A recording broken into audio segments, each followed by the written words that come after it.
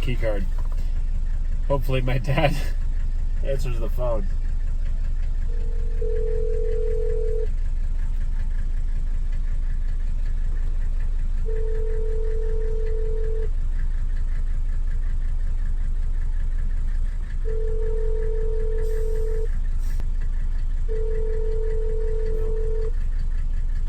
Looks like we're going for a walk. Go for a walk. Get back to me up.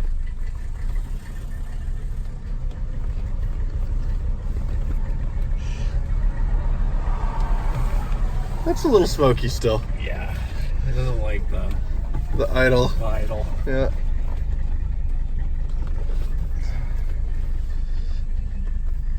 Billy and Joel go for a walk. So we have to leave Digby behind the gate. My dad won't answer the phone, and I didn't remember my key card. So we're gonna take a nice little walk right now. Remember this car? Used to be my Mercedes.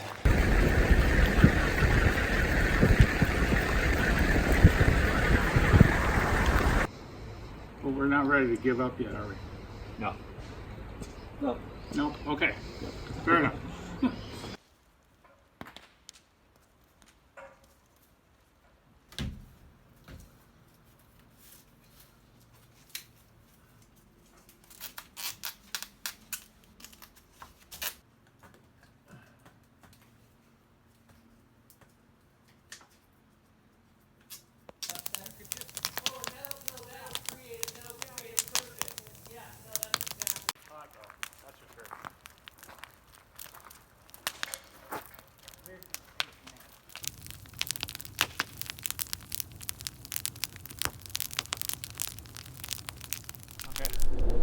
All right, Dad.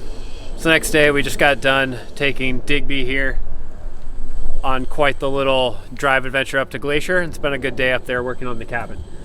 Now, I have some things that I noticed when driving Digby, but I want to talk to you a little bit. What are some of the things that, you know, before I kind of took over this project, what did you notice on Digby that from a drive rideability were things that we were going to have to address? Well, first off, Joel, I noticed this thing is a nice car as far as once it gets up to speed. I mean, compared to other, 300Ds I've driven in recent years as these cars age. But this thing, it's got good power. It shifts funny, you know that. Yeah. It's jerking, so the shift transmission is going to need adjusting. But, as much as I've driven it, we still seem to consistently have that problem that it wants to drop firing on a cylinder when it drops down to idle. So what did you find on your trip up to Snowline? Some of the things I noticed specifically with Digby was there was a lot of play in the right front with the steering. It's really loose going to that side. What do you think is some of the problems that relate to that issue? Well, Joel, we haven't even gotten this thing up on the lift. Remember? It hasn't even been on the lift yet. But like most of these old Mercedes that are 30 to 40 years old, most of those rubber parts in the front end, including the ball joints and the tie rods, the steering box has play in it, it's all going to have to be rebuilt. There's no easy fix on that. We're going to have to get in and replace some parts, probably get a rebuilt steering box if we really want to get rid of that steering play. Well, that's something I definitely probably want to try to address. That's one of the things that always has driven me nuts on any of these old diesel Mercedes is that little extra play just really takes away from the whole enjoyment. Now, another thing I notice is the seats. The front seats, the driver's seat completely needs to be replaced. What is something that you've done in the past to actually solve that problem?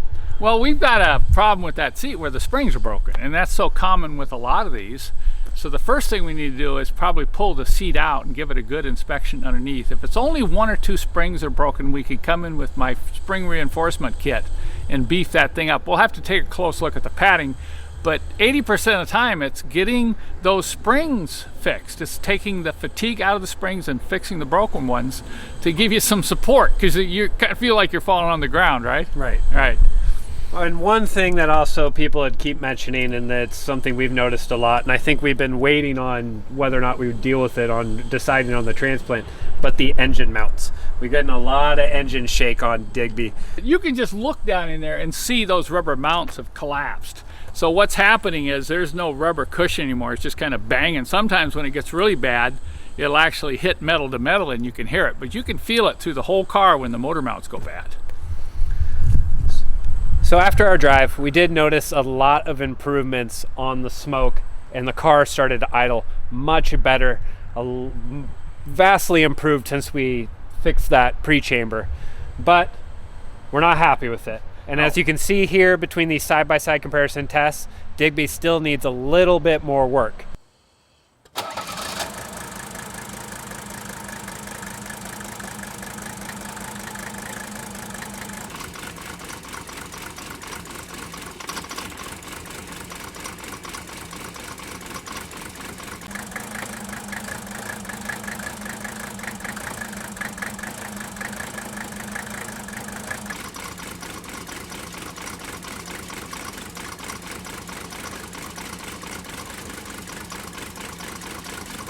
So as you can see, we still have a little bit of a hiccup.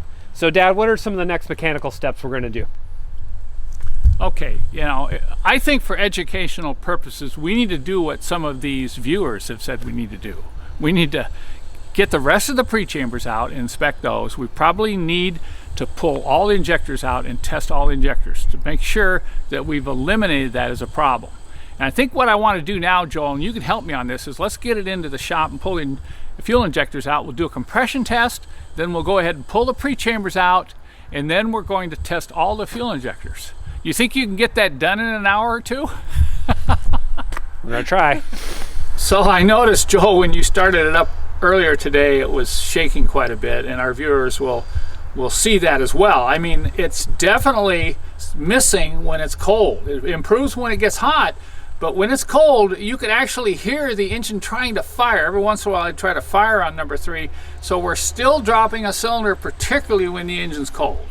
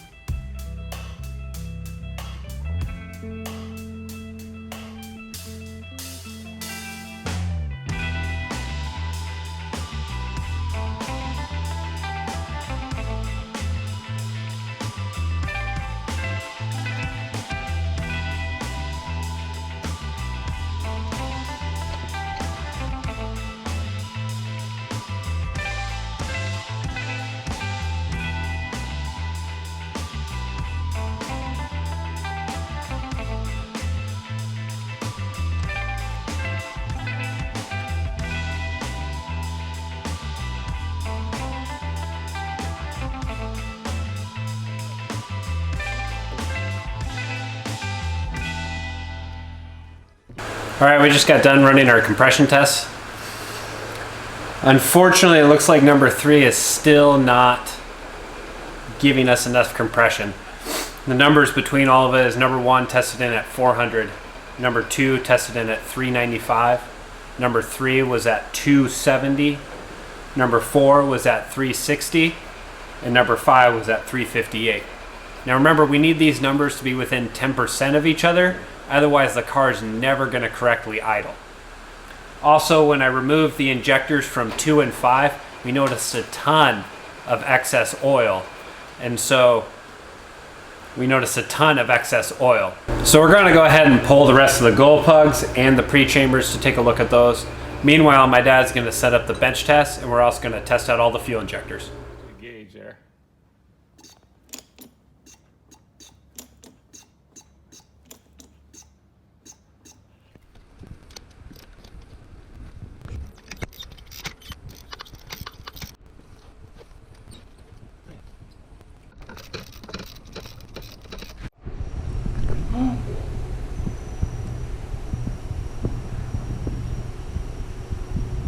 Oh, Joel.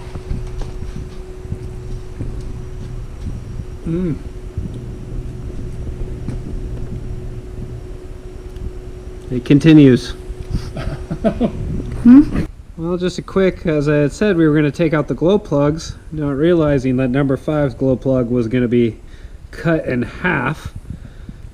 As you can see, the heat shield has a lot of excess oil in it, and this is the one that came out of number 5. So, more Digby problems. Joel, what'd you find there in number 5? Oh, well, I think Oh no! we have another burnt out ball and blown tip. You want to get the camera in there? It's time to take a look.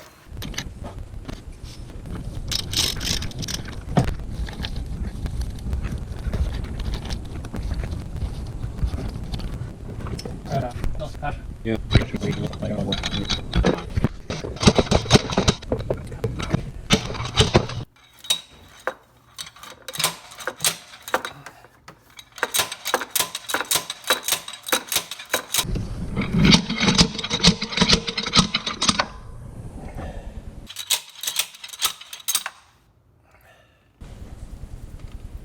Yep.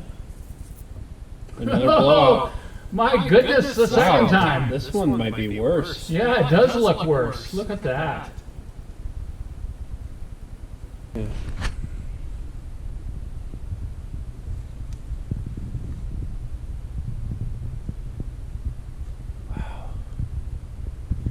Okay, it looks like we have something to talk about.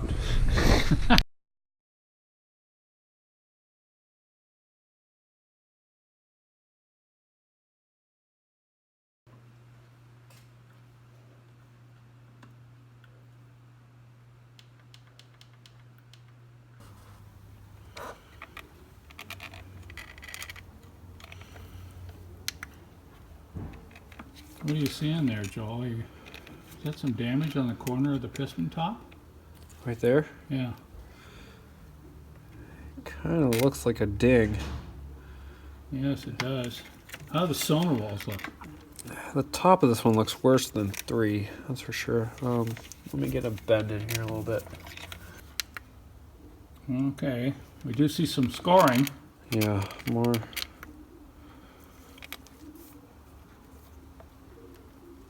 It's pretty amazing that number 5 has higher compression than number 3, because we're seeing a little more damage there on the cylinder walls. Okay, Dad.